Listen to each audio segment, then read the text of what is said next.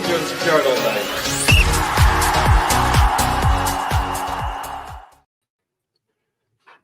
Evening, guys. Tuesday evening. We still don't have a new manager yet.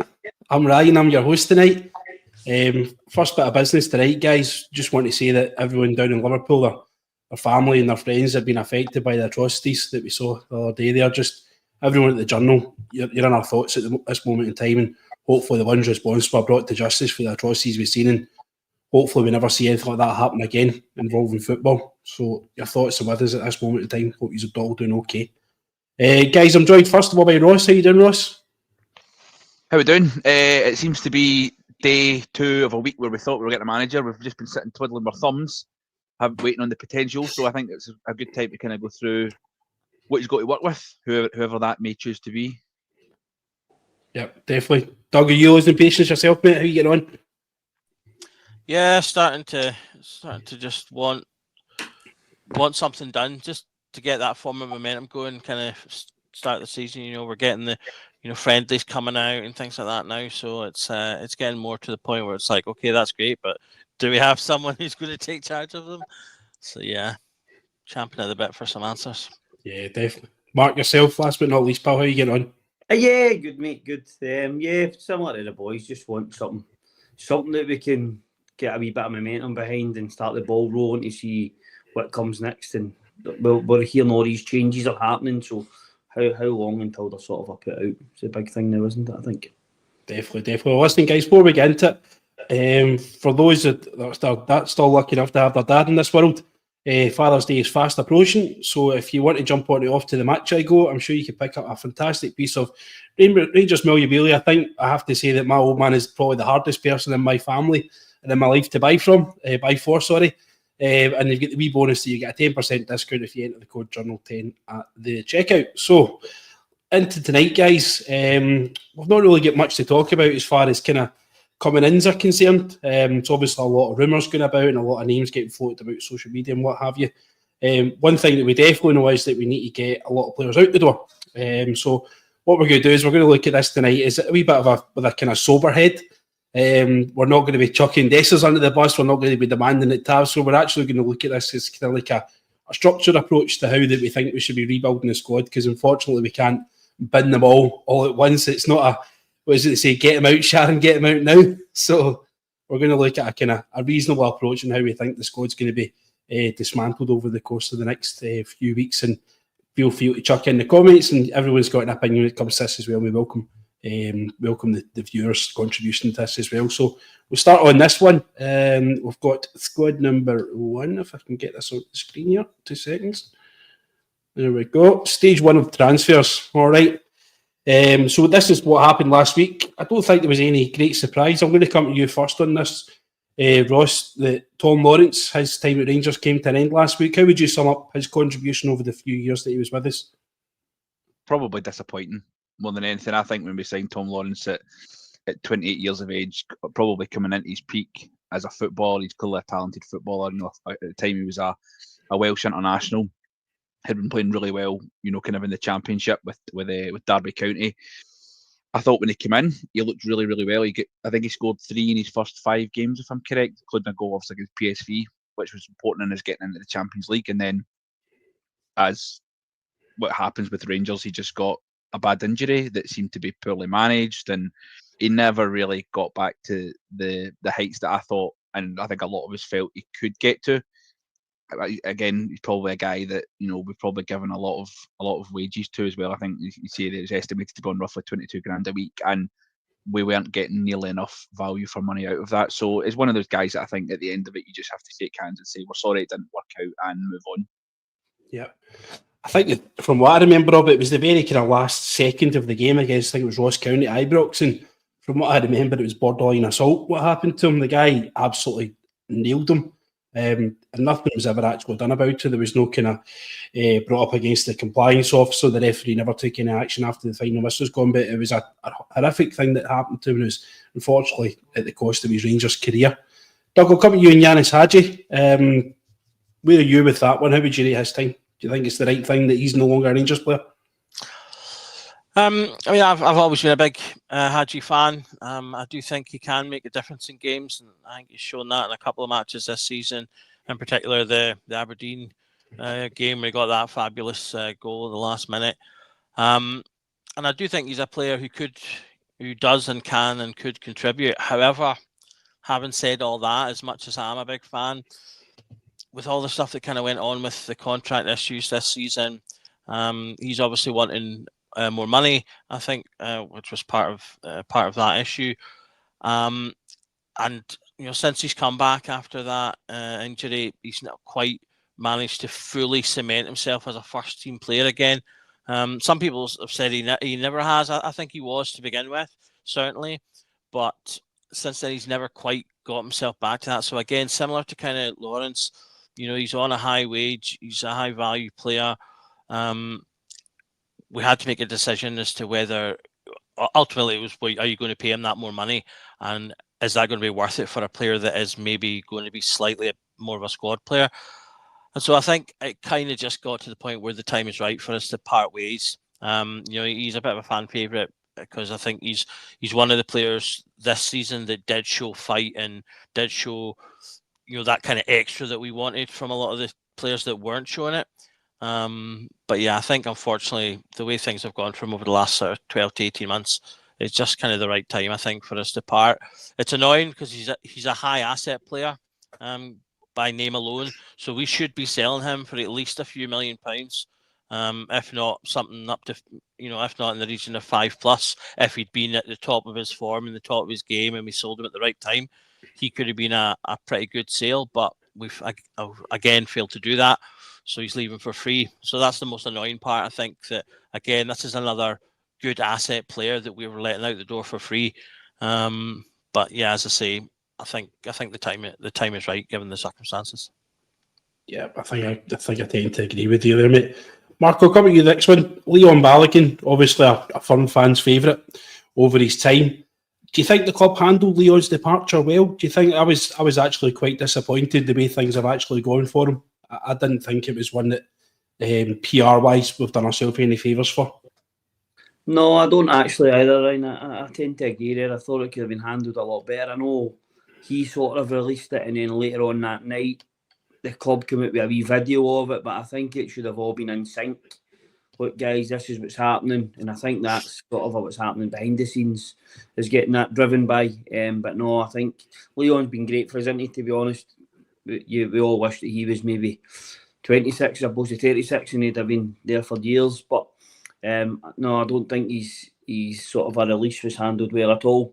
For him coming out first, I think he should have been told sort of when it was and what was happening, and then he could have said bye-bye to the fans properly, because I think that's what he was more disappointed in, Ryan, himself, that he didn't get a chance to say a proper sort of a goodbye. Yeah, I'm sure the opportunity will come at some point in the future to come back and say goodbye properly. I don't think he'll be forgotten too easily by the fans. Ross, yourself, probably the last one that's maybe worth mentioning on the list here is Tierney.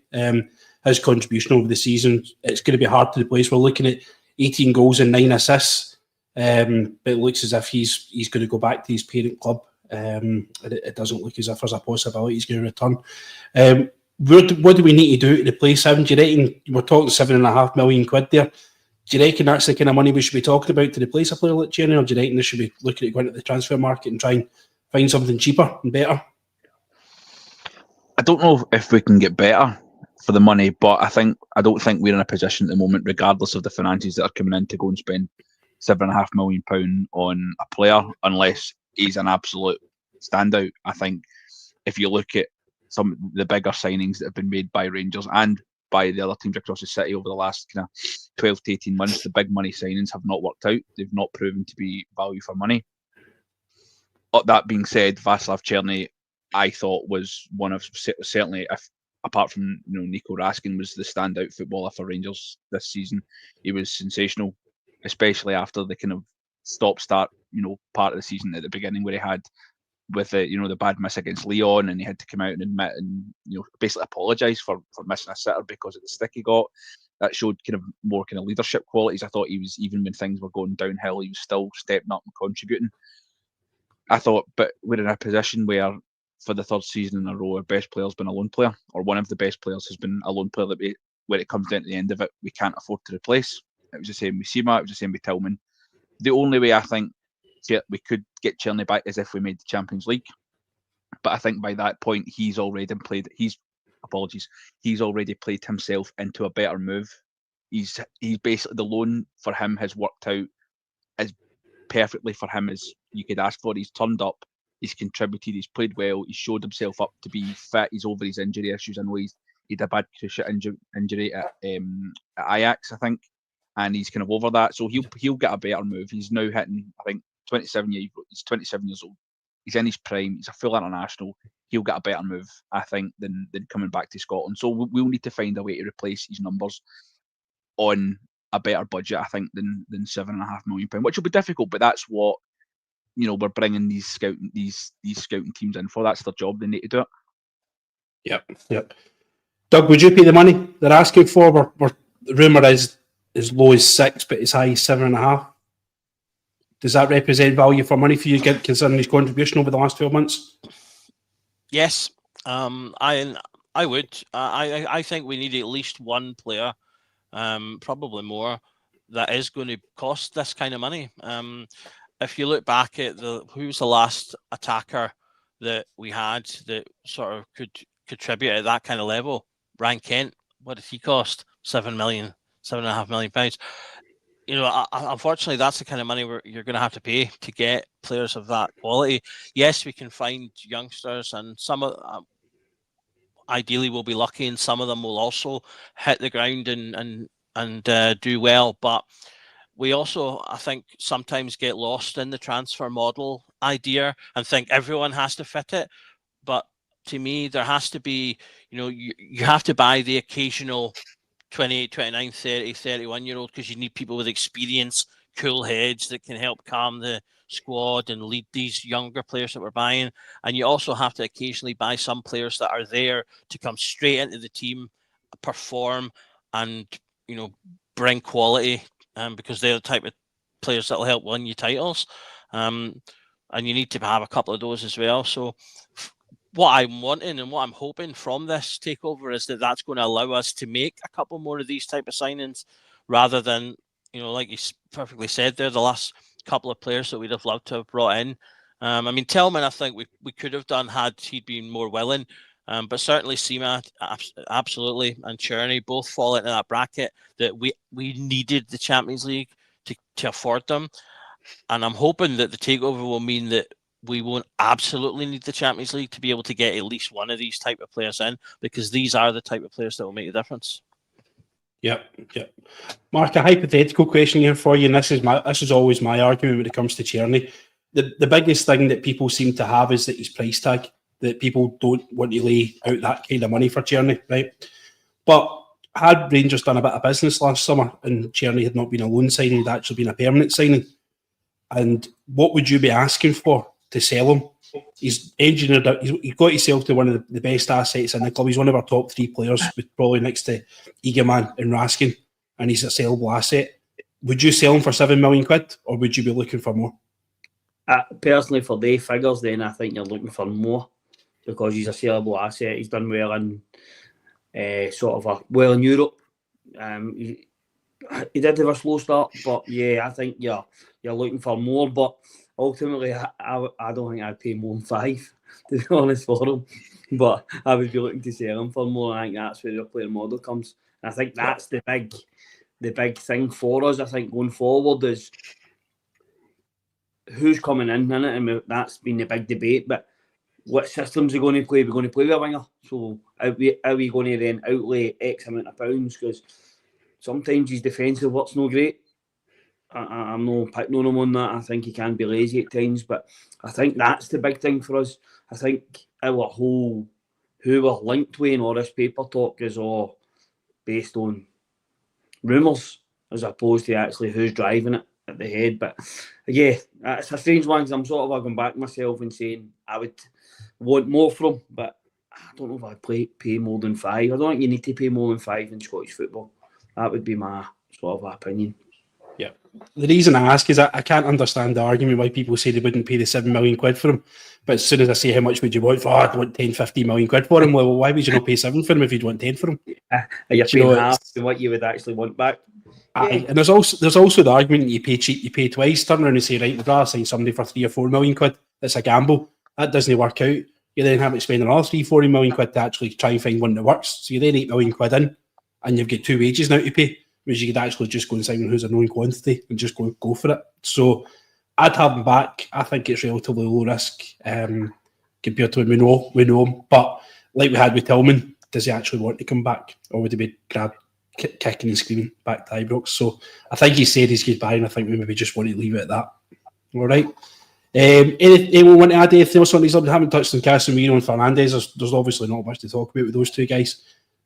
One through injury and one probably through lack of ability, because we just never saw him at all. Anyone want to add anything on? Do you want to move on? I wouldn't be unopposed to Casemiro returning in a loan, to be honest. I think he's done okay in games. I thought he looked okay. I think he's only 23, going to get over his injury. I know we've had sort of issues before, but we can't always... Well, luck has to change at one point, minute. Fernandes I've not seen much of, to be honest. I'd be open for a Casemiro loan. Yourself, Ross, would you bring him back on loan again? Do you think that's something maybe look to do? I mean, it's hard to say, but obviously the market value there says 1.5 million. If Feyenoord turn around and went, listen, we'll give him for 500 grand, which I know has been a bit kind of conservative, but he's been out, he's had a bad injury. If they turn around and went, we'll give you a loan, or we can make a deal, maybe it's an end of contract. I don't know how long he's got left in his contract. If you could do a deal that's not as high as that, the market value, then I'd be inclined to take it, because he's clearly shown that he's versatile, he's got ability, and he's got a lot of great attributes. The issue is, as with most of the people and most of the signings we've spoke about, it's injury. Is he over the injury? Is it a one-off thing? We don't really know, and every signing is a risk. But how many red flags do we need in a signing that we still choose to proceed and take? It's basically, and if you've got squad players, if we're signing squad players that have got injury records as well, what's the point? So I know I've kind of backed myself there. If we could do a cheap deal, I would do it. But if they're wanting 1.5 million, I think we need to be getting better. Yeah. So this has basically been stage one of clearing out there. I think this also equates to about £4.4 million in annual salaries as well. So when you soon add that up, there's quite a lot of money there for going out there. So move on to stage two. This is basically where I would see, if I was tactically or I was copying and Fairwell, I was looking to basically move people on. I've got 6 out the door through natural end of contracts, and it's not going to cost me much money, and I don't have to negotiate with them to try and get them out the door. These are the next 4 guys that I'd be prioritising to shift as soon as we possibly can. Doug, I'll come to you, the first one on this one. This will be an easy one to talk about. Yes or no? Rabin Matondo. Yeah, I think his time has come to a close. He's obviously gone out on loan. He's not really set the head of the light at Hanover. So he's still relatively young at 24. I do think there will be people out there who will take a chance on him. There's always someone that will take a chance on a player, particularly when they're younger, even if they've had issues. So I do think we can get rid of him. I think we'll maybe need to take a hit in terms of what we've paid for him, and even potentially on that, he's valued at just over 1.5 million potentially right now. We might not even get that, but I think it might be worth it, because we'll shift the wages, because his wages are pretty high for what we're getting out of him. It's just a shame. It's another in a long line of good players that just are not fit enough. He's obviously got some level of ability. His pace in particular is particularly strong. But he can hit shots on occasion. He scored a couple of screamers. Obviously, that Celtic goal will be remembered for a while. But yeah, as I say, he's just another one of these players who's just not fit enough, and is getting paid too much money to stay. So his contract ends next year. So we need to sell him now, or he'll be another one that we risk ends up just walking out for free.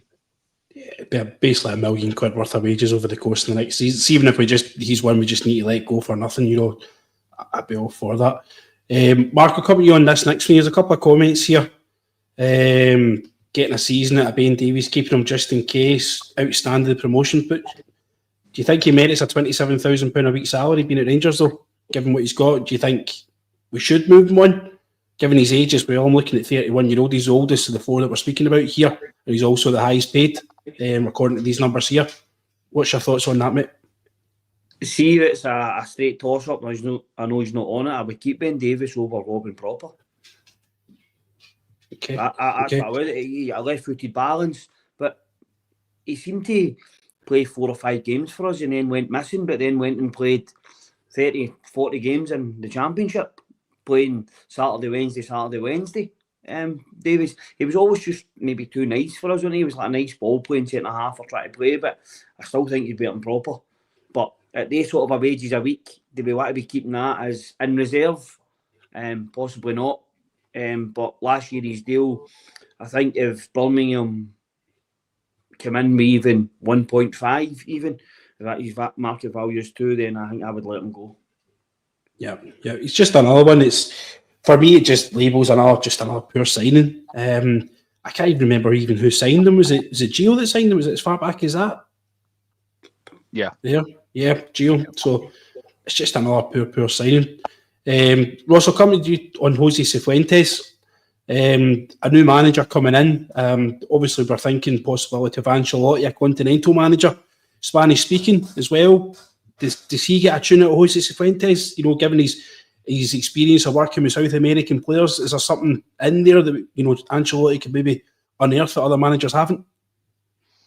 I think he would need to convince Jose Cifuentes to come back to Scotland, which I don't think he wants to do. I think Jose Cifuentes has turned up, arrived in Scotland, not done his research and realised that in November it's cold, and just thought, nah, I don't want this, to be honest with you. I don't think it's a coincidence that he went back to Brazil and then he went to Greece, to hot countries. I just think he's a guy that just doesn't want to be in Scotland, and it's as simple as that. I think he's turned up, realised really quickly that it's a mistake, and I think we're at a stage where it's just a case of, you know, let him go wherever he wants to go, to be honest with you.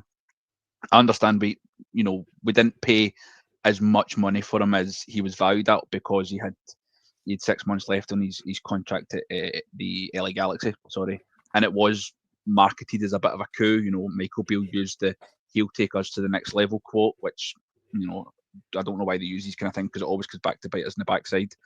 He's on a decent wage as well, but he's got, 2 years left in a contract, so we should still be looking to try and get a bit of money back from him. But you know what, you see that he's at Aris, we're trying to pull the buy option down. I don't know if you go as low as the 1.5. I think we'd inclined to say, well, listen, we'll call it 2, and even then, that's profit. That's profit for what we paid. We paid 1.5 for him. We get 2 for him. That's still something. So you've got to take that as a bonus if we get it. That is, but that's just another signing. It's been a total disaster all round. It's just, and we might talk about other players later on that have just turned up and decided, nah, this isn't for me. Yeah, I mean, he's still an Ecuadorian international. Do you know, I'm not against what you're saying there, kind of 1.5, 2 million quid, but we build a percentage in the next sell on if and when it happens. You know, there's still possibilities that he's going to showcase himself at an international level, and a bigger club might actually come in for him. I don't think it's a coincidence when you're talking about the cold weather that probably his best game in a Rangers shirt was away out in Betis. I thought he was outstanding in it. I thought he had a right good game for us, but even the fact that it still was December, that it was still in Spain, and it was we're still wearing shorts and t-shirt because we're Scottish. But anyway, Doug, I'll give you the last shout on Kieran Dowell.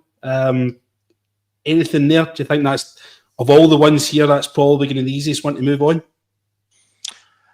Yeah, definitely. If I can, just very quickly on Cifuentes, I think we can very quickly turn that into not a disaster by getting money for him, because I think he'll be very popular in certain markets. He's still very highly rated in terms of value. So even though he was no good on the pitch, I think we could turn him into a financial win, because he's done okay when he's been abroad. But in terms of Dowell, I mean, for me, packaging Dowell and Davies together and selling them onto Birmingham is a no-brainer. Both have gone and played very well. They're both popular with fan bases, and apparently are both, both enjoyed it. Both are keen to stay, and I believe are wanted. So, that just seems a no-brainer for us to package those two together. Dowell's value is less than Davies, but I think if you pull the value for Davies down a little bit, and then again, it's looking at those wages, the amount of money that you're taking off the wage bill. It's worth not being too precious over the price point. I do think we want to get a good price for them, however, because they're both good players. They've just not worked out for us. Davies just doesn't seem to like the rough and tumble that comes with Scottish attackers. He's very similar to Proper. Really, Proper and Davies are both good players. They've just not taken to Scottish football. Proper, has had excellent performances in Europe where the football is different and you get to see more of what he's about. But they've just not been suitable for us. Kieran Dowell as well. I don't really know. I had high expectations for him when he came. I thought he was going to be a good player. I thought he could contribute, but for some reason it just didn't seem to take. Again, he's gone to Birmingham and he's given a much better showing of himself almost immediately from starting there. So, these are players that are marketable, and that if it wasn't for the fact that Birmingham are such an easy option, I think we would easily be able to market them to players in the Championship and League One. So, but yeah, it just seems like such a no-brainer. Package them together, say to Birmingham, look, what can we get from you for these two, and then get them moved on. Yeah, yep. So I think if we look at the 6 players we looked at before, and here's another 4, so we're up to 10 already out the door. This is another £4.3 million a year in wages, so we're up to about 8.7 in wages saved. Arguably the only one that's really hurt is losing is Balogun, maybe Hadji, Czerny as well. So they're all replaceable. And we're looking at sums here. Guys are talking about £3 million, couple of it. So you may be talking, on a good day, about £4 million in transfer fees between all of these guys and about £8.8 million saved in wages. So I think that helps the manager, whoever it's going to be, hopefully soon, whoever it is, on that one. So move on to say this is when it starts to become a wee bit more controversial, guys. So guys in the comments, feel free to get your 10 pence in. This is what I would think is stage 3 of the next kind of the clear out. So if you manage to get rid of all these guys, you then look about in the squad and you then look at other players and think, right, who else can get shifted on here? Mark, I'll come to you first of all. You spoke about Proper yourself. Do you think he's worth getting? I mean, obviously he's in relatively low wages at £9,000 a week, rumoured to be. We're not going to achieve much in the way of a transfer fee, but he obviously has great and vast experience. We spoke about quite complimentary about his performances in Europe. Do you just keep him in the building just in case we need him? It's a strange one. I think, depending on how you go, who's coming in, I'm on the fence, Ryan. I'm not normally on the fence, but I just don't think it's going to work out for him. Unfortunately, I don't think. I'd be scared when we put him on. I think next year when we are going to be maybe up against it, or sort of having to go and win games, I don't know if you're playing him, mate, and I don't think we can afford. I'd rather have a smaller squad, but everybody that you trust when you walk on that park. And he has had good games, or maybe been a wee bit, but his good games have came in Europe. So if we're going to have a big enough squad that we've got 2 separate teams, is that the way we're going to go next year? A European style, we're going to have a team that plays midweek and a team that plays at the weekend. Then if that's the case, then Proper could come in. But what we are going to lose, with the looks at, depending on who comes in, is some experience. If you look at the back line, Robin Proper, most experience is, well, Balogun was the most experienced. Next experience was Proper. Suter must be 28, 29, I would imagine. Is that about right? And then from that, you've got Enciala, who's only sort of a young boy. So you need to replace that also. If Davies goes as well, which is 31. So that would be the thing. So it's not the worst for £9,000 to keep about, I don't think. But I just hope he's not a starter. And if he can live with being that bit part player, then I think as long as he's not causing any disruptions in the background, it's relatively low wages in this day and age. Yep. Ross, I'll come to you next on this one. This guy probably splits a kind of lot is Ridvan Yilmaz. There's plenty of talk of guys in here that would like to see Penrice replace Yilmaz.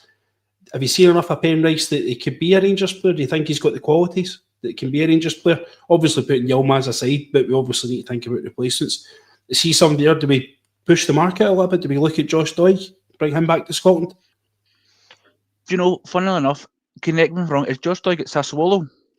Yes.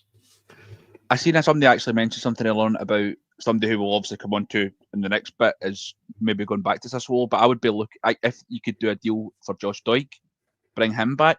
If that's not feasible, or bring him back to Scotland. I'm sorry. If I think James Penrice has got a lot of the attributes that we're looking for in a left back at the moment. The only issue I would have with that is, like you say, we might have to rebuild the whole defence. Can we put all the pressure of the fullback on Penrice, and I would assume Jeffy's going to stay as well, because like I say, Penrice, I think he's got attributes, but is he ready to make the step up? I think so, but it's a little bit of a gamble when you're trying to rebuild the whole defence. Yilmaz, I've actually been a big fan of Yilmaz. I really like Yilmaz, but he's just not reliable for the money that we put out. We spent, £4.5, £5 million on him, and at the time it made so much sense. He was a young, different style of player. We were trying to replace Calvin Bassey at the time. He had so many good attributes. He was breaking into the Turkish team. You're like, he could go absolutely anywhere. He's got all the attributes. He could play in Europe. He could play at a higher level, but it's his reliability. Like a lot of players that we've had issues with, it's about availability. He turns up, he plays 2 good games. You go, he could be all right. Wow, he looks like he's coming into a bit of form. Especially, he was unfortunately having to play at right back in a few games, and I thought he looked pretty half decent, to be honest with you. Despite the fact playing at a position, Barry Ferguson was very complimentary about him, saying that he turns up and he does what he's asked, which can't be said for all the players. If you listen to Ferguson's quotes, he turns up and does what he's asked, but he's just not reliable enough, and he's consistently linked back to Turkey. The Turkish media is a bit do or die, I think. But a broken clock's right twice a day, so maybe this could be the summer that he finally ends up back in Turkey, or he might go to, he could maybe go and play in a smaller team in Italy or something. I don't know. But Yilmaz is a guy that we just can't afford to put any more time or money into. And also, he's got 2 years left in his contract, so I'd be now trying to cash in on him and replace him with Penrice. I think his value is just going to go down every month now that we've got every window that comes round. It's having him with 12 months left in his contract, we're just going to get cheeky offers out for him, and it's as much as he does well and he comes in, he's obviously filled in a right back for Ferguson and stuff like that. You're just waiting for him to break again, and it's always after like 20, 25 minutes where we're starting to get warmed up into games. You seen the game out in Bilbao that the balance just totally went. We seemed to start the game quite well. Diamandi was flying, basically controlling the game in the middle of the park, and Yilmaz goes down injured, and it's just basically a bomb scare after that. Diamandi ends up at left back. I can't even remember who came on for him. Was it Barron that came on or something like that for him? And everyone said it should be Enciala and pushed Avenue out tonight. It was just a nightmare, an absolute nightmare. So we've got to have players that we can rely on who are robust and suitable for the game, and it kind of basically can give us 50 games a season. Unfortunately, Radvan Yilmaz just doesn't fall into that bracket. So in my opinion, we've got to move him on as soon as we possibly can, whilst we can, for some half-decent cash. Doug, I'll come to you next one. Bajrami, Ross gave a wee hint there that Sassuolo are rumoured to be sniffing about him. I don't know if that's agent talk or media talk, but is there anything in that for you? Is that somebody, would you like to see him given a second chance another season? He's a difficult one. He's obviously been disappointing this year. He started off brightly, had a couple of really good games, and then just kind of fell off a cliff. He has, I think, he did kind of have a bit of an upward swing at the end of the season. He had some good performances in terms of sort of putting in good marking efforts and putting in shifts without being particularly fantastic or creative, which ultimately is, I think, what we were actually looking for from him coming in. I do think he's got the potential to be better with a better manager and better system in place that suits him more. Obviously, we were playing him out on the left a lot, and he's more suited to play centrally. I do think we have a tendency to forget that players more than often get better in their second season because they've gone through it once, they've had the experience of the league. They know what to expect the second time round. Like Dessus is a perfect example. He improved almost every metric in his second season. That being said, because again he's a value asset and teams will pay money for him. He's an international, so there is the opportunity there that we could just go, right, we'll just cut our losses, get the money, because I do think he is a replaceable player. In terms of that sort of level of quality, I do think we can find other players that will be as good, if not better. So if someone's going to come in with a good offer, then I'd be open to accepting that. But at the same time, he is someone that, when you're looking at balancing, right, well, we can't get rid of everyone because we won't be able to necessarily replace everyone. He is one that you maybe go, okay, we can maybe spin the dice on him one more year, and a year down the line, he'll probably still have his value. So you could take the chance, but I expect he'll probably leave. And if there is a neat deal in there to do a little bit of a swap or something with Sassuolo, and bring in another player that we can make use of, then by all means that would be a great way to go about it as well. But yeah, as I say, I think he'll probably go, but I'll not be furious if he's still there, because, as I say, I do think he can contribute. Yeah, I think the signing of Lyle Cameron, I think I'm really excited by it.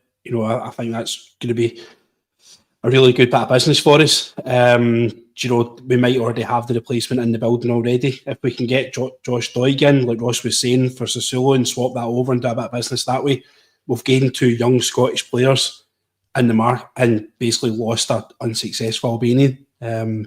So on probably higher wages. So I think there's business to be done with that one. Mark, we'll come back to you on this guy, Danilo. Everyone seems to. I get a wee bit annoyed with the amount of people that get on Dessers' case, because Dessers has scored 50 goals in 2 seasons for us, and Danilo simply hasn't. I couldn't even tell you how many goals Danilo scored, but Danilo's come in with the higher price tag, rumoured to be on the higher wages as well, but failed to contribute. But Danilo seems, for whatever reason, to get a free pass. What's your opinion on him? Is he in your stage 3 of you're basically clearing the deadwood out? Is he someone you'd want to see moved on?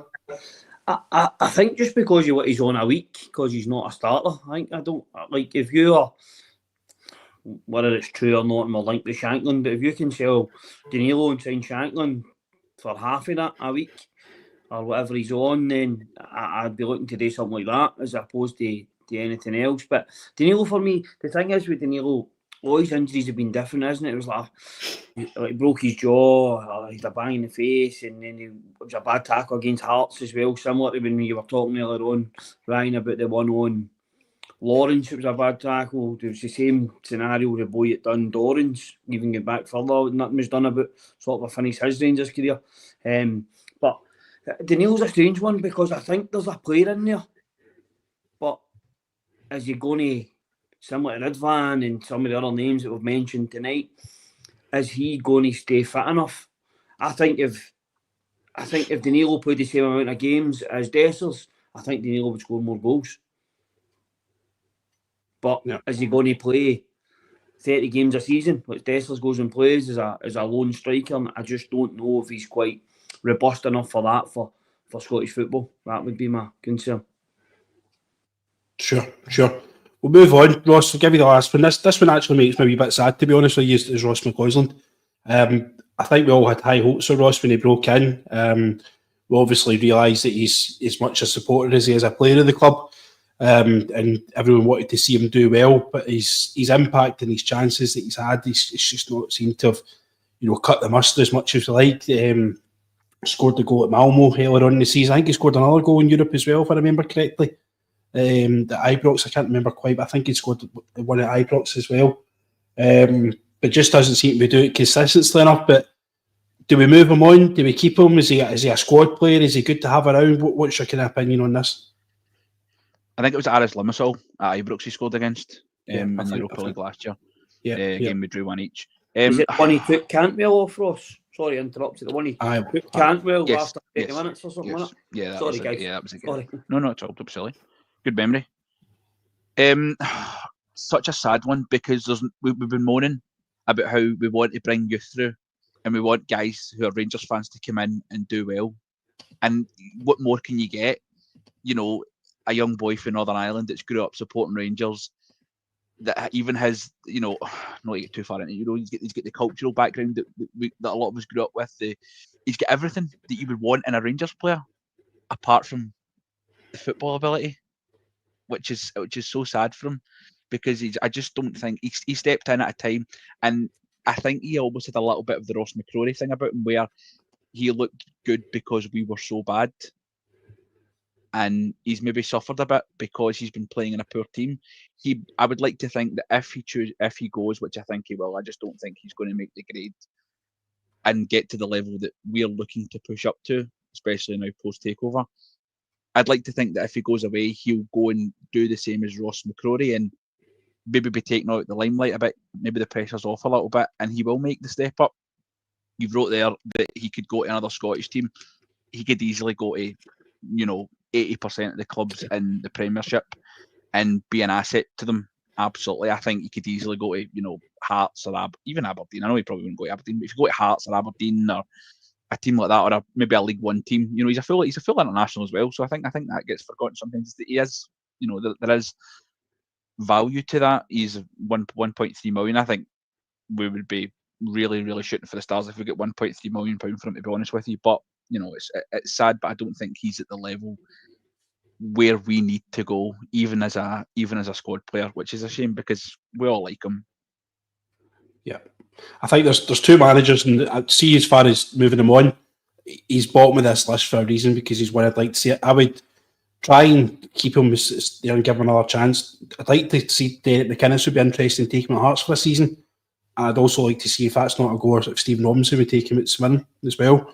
Obviously, both boys from Northern Ireland as well, so possibility they could work together well. And I think we get a chance to play the top level of Scotland, and we'll get a chance to see if he's got it or not without having to, give him 5 minutes here and 5 minutes there. He'll actually get a proper season and see how it goes on that side of things. Doug, any final thoughts on this list before I get moved on, pal?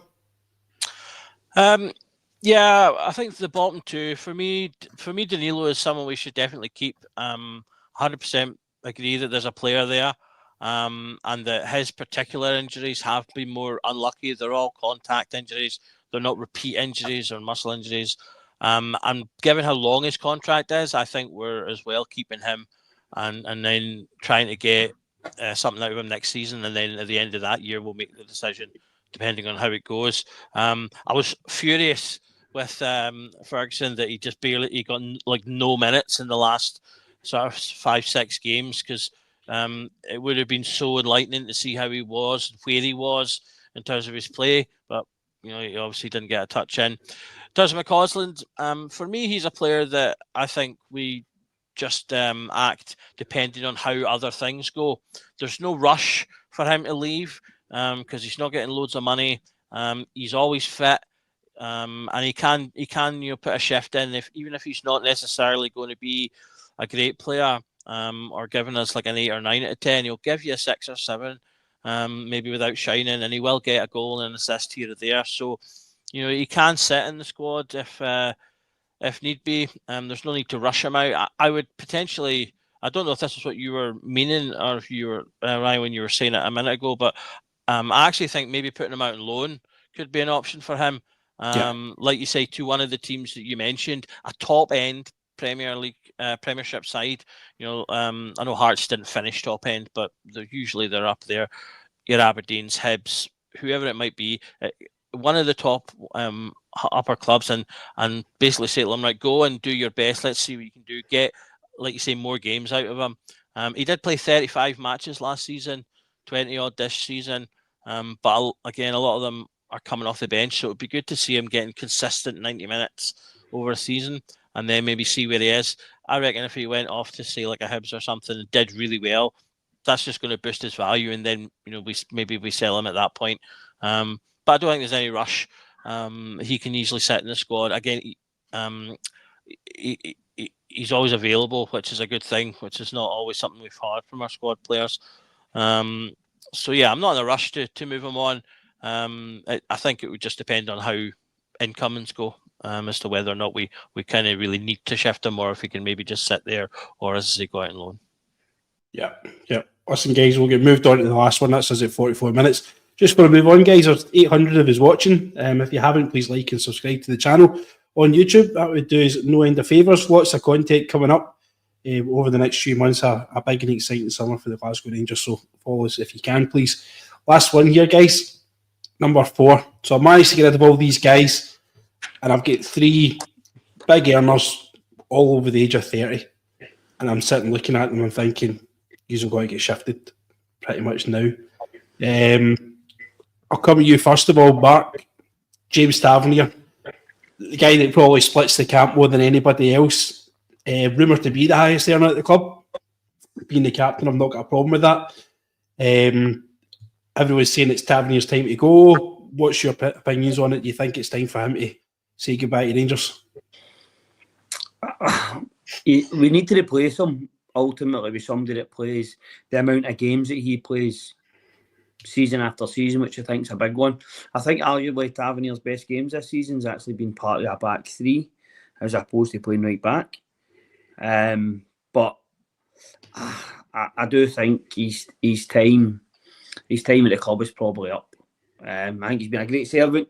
I think it's going to be one of them you look back and probably go his goals and his assists, and it maybe not be matched for a fullback. I think if you've got McCausland getting the figures as a winger in years gone by, he's at 15 or 20 million. But yeah, unfortunately, I think James's time's up as a right back at the club. Well, now if a new manager comes in and plays a 3, I'm not so quite sure, because I think he's done okay the right hand side at a back 3. But I think going forward, but see, when we look at that, if you look at that whole list, we've got 1 defender left, 2 in Jeffy, who sort of played high games this season. So you're getting into a European campaign early July or mid-July with a whole new team. We're now a couple of days away from June, still no manager, don't know what direction we're going.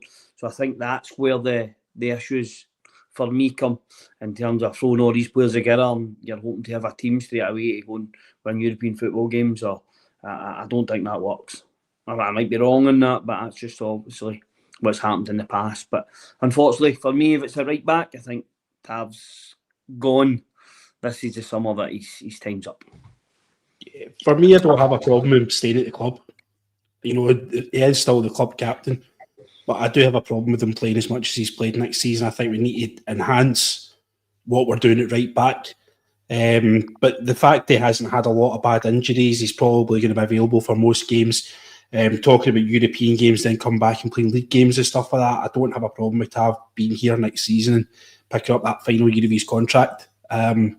But I think we need to do everything we possibly can to not have as much of a burden on him as far as expectations are concerned, because I don't think that helps him and it helps his performances.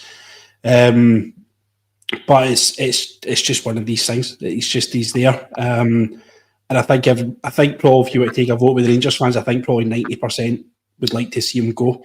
It's there. So sometimes you don't want to be where you're not wanted. Ross, I'll come with you the next one. Jack Butland. Where are you with him?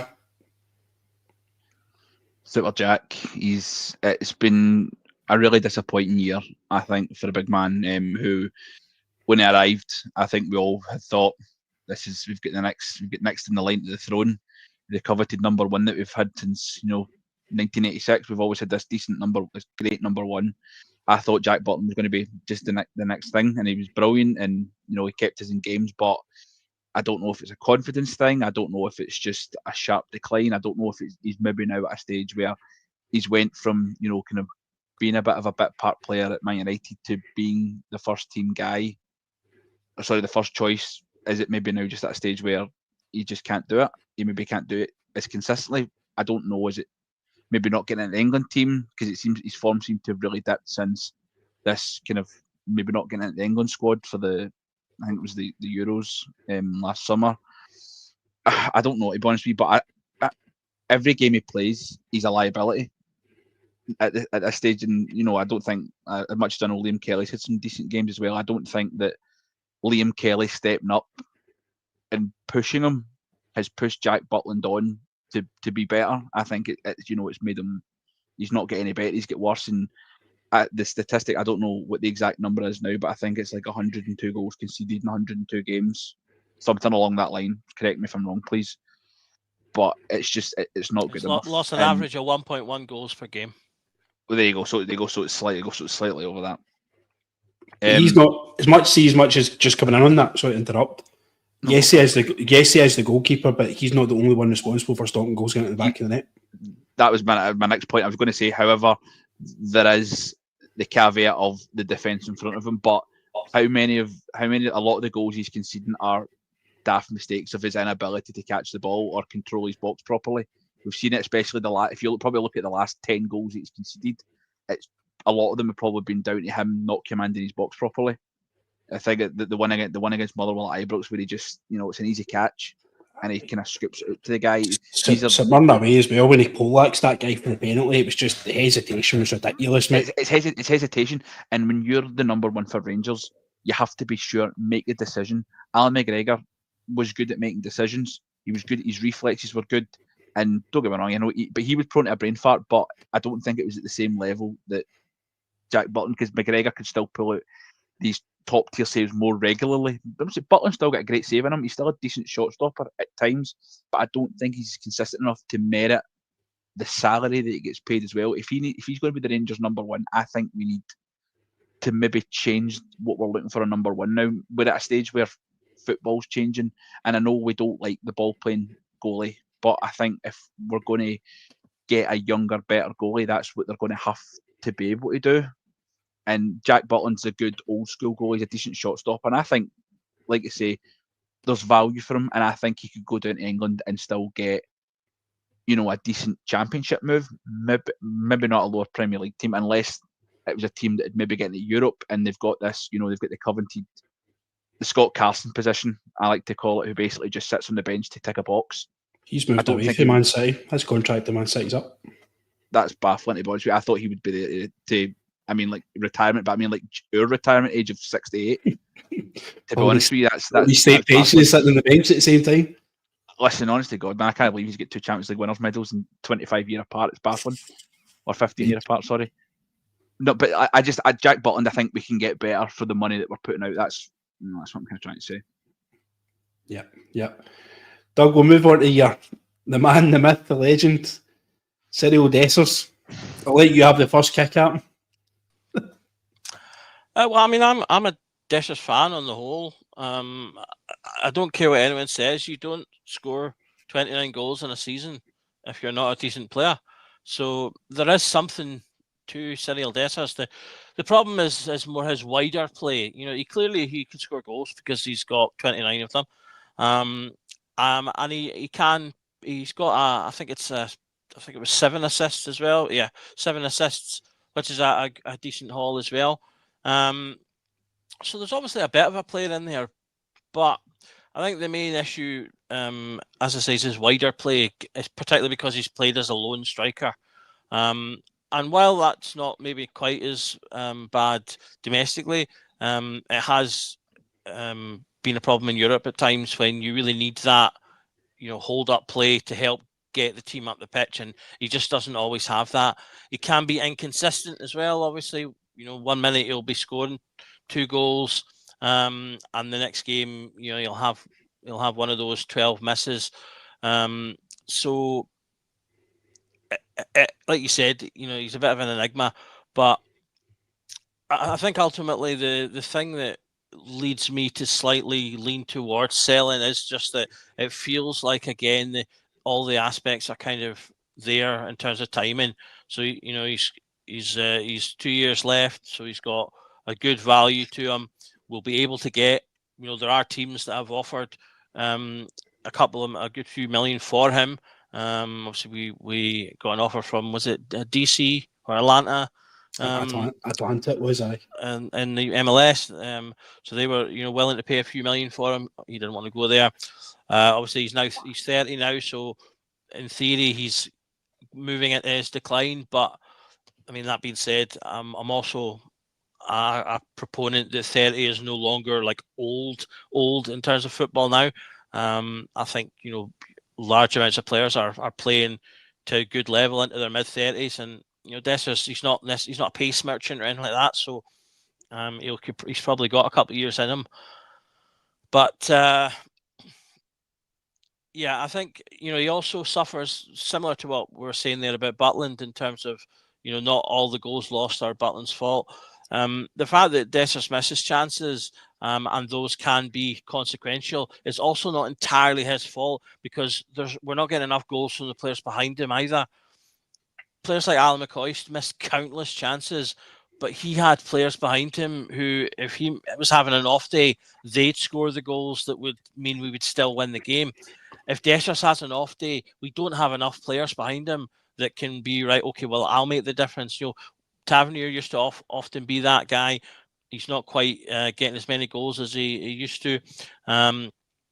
We had Cherney, who made a difference in a number of games, but left side, we're not getting a lot. We weren't getting a lot from midfield until later in the season when Raskin started to pop up with some goals.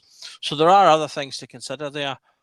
I wouldn't be upset if he's still here, because at the end of the day, I think he would go on and score 20 plus goals next season if he's here. But considering, as I say, 30 years old, highly paid, at that sort of, perfect 2 years left point, and we can probably get 3-4 million for him, I expect he'll probably potentially go.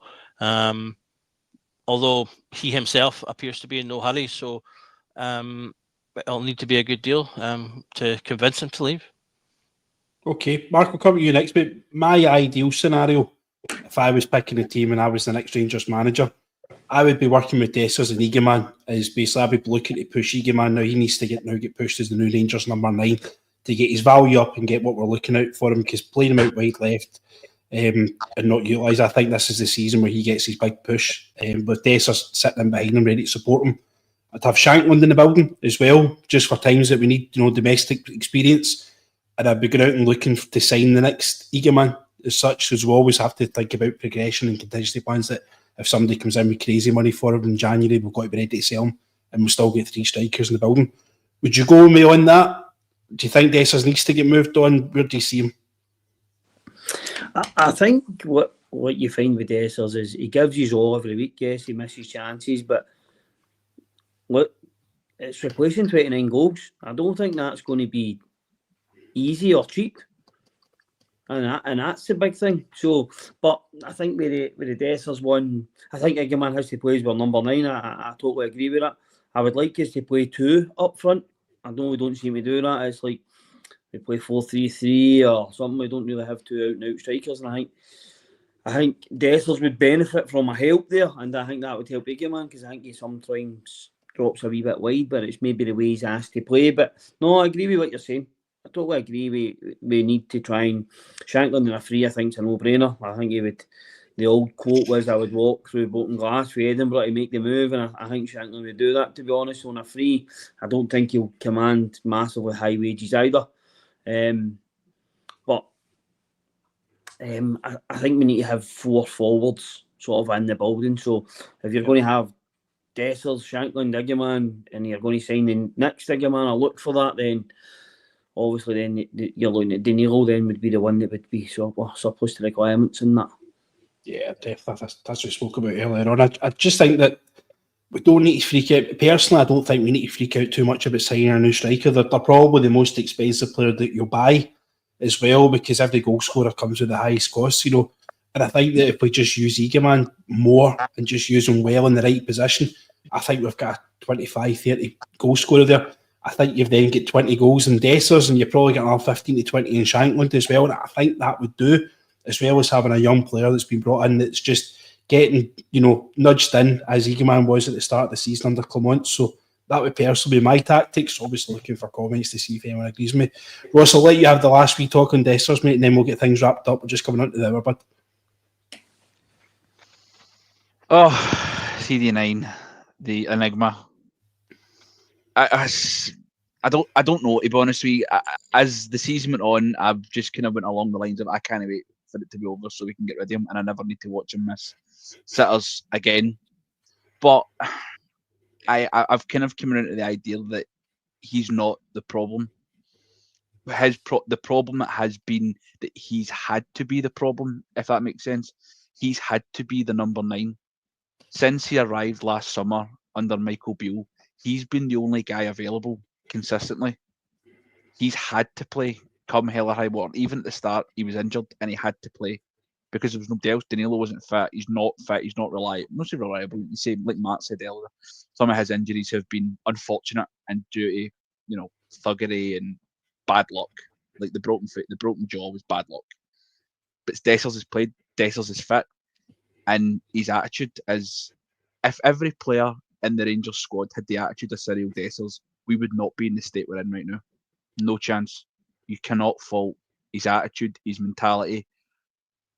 What you can fault is his ability to miss the amount of chances that he does. And I understand strikers miss chances, but the amount of them that he seems to miss that are glaringly bad. I don't know if it's being highlighted more now because we're in an age of social media and 10 minutes after the game, you see everything. So maybe it's highlighted more. I don't know. But because I remember Chris Boyd missing a lot of sitters, especially against Celtic. You know, I was going to say that to you. Doug spoke about McCoy's, but even like Morelos used to miss some amount of chances as well. Well, you think about Morelos. It took Morelos 3.5 seasons to get his first goal against Celtic, and he's, you know, people Took wouldn't. about 3.5 years to learn the offside rule. Well, that exactly. Do you know what I mean? It was taking Cyril Dessers probably 3.5 years to learn the offside rule as well. But so strikers do miss sitters, and I understand that. And I always, forgive me for going off a tangent. I always think back to a great story from Marco Negri when he arrived at Rangers, and how they said, "How do you score so many goals?" And he went, "Because I played for a small team in Italy, and I might have only got one or two chances a game, so I had to take my chance because I wouldn't get another one." Dessers is the opposite. He knows he'll get another chance. The same as the McCoy's mentality. He goes, "I'll miss a chance. Oh, it's frustrating, but I'll come back again." So you can't fault that. I can't, and you can't hold that against them. Unfortunately, you can't hold that against them. But like you say, he cannot be the starting number 9 next year. We've got this duel that we've picked up, and he's got all the attributes to be the Rangers number 9. It's about us getting the best out of it next year. Eagleman cannot be playing the left hand side. We've spoken about it. I know you've all said it as well. No chance should he be anywhere close to the left hand side of midfield. If he is, I'm going to turn the place down. And I like it. And sorry, Joe. You see his hat trick at Easter Road? Perfect hat trick at Easter Road. You seen his goal against Spurs? The boy's got it. Don't leave him on the bench. He's just calm. He's just calm. Nothing phases him.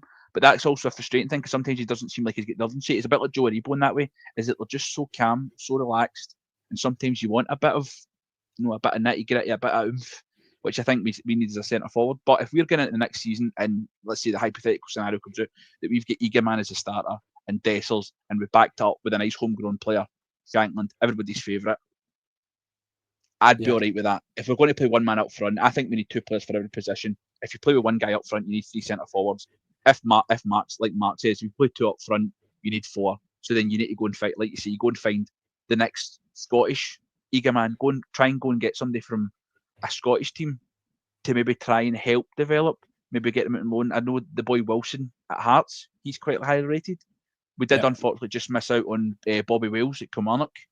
You know, so that they are there and there's the opportunity, but again, you've got the kind of, will he get enough time? Do we need to put him on loan? It's hard to say, but that's probably the one position we don't, like you say, we don't need to focus on as much in a squad that I think needs pretty much a whole rebuild. You've got at least something there to work with. And that's, you know, that you've got to take, at this stage of the transfer window, we've got to take the positives out. So, yeah, I wouldn't be chasing him at the door. But if I could pick between Dessers or Danilo, I'd keep Dessers. Definitely. Well, guys, we're going to wrap up. We're over there. Scotty will kick my backside for doing that. Thanks for everyone that's tuned in. There's nearly 1,000 people watching, so if you haven't actually subscribed yet, as I said before, we'd really appreciate it. Last week, bit of housekeeping for us, guys. It's Gaz's birthday today, so wherever Gaz is in the world, we wish him well, and we hope he's happy and having the happiest of birthdays, and he's sober, hopefully enjoying himself. But thanks very much for your time, guys. We'll just get this wrapped up now. Where's there? That says there. Thank you. Always remember, every night is a Rangers journal night. Take care, everyone. Thank you. Thanks, guys.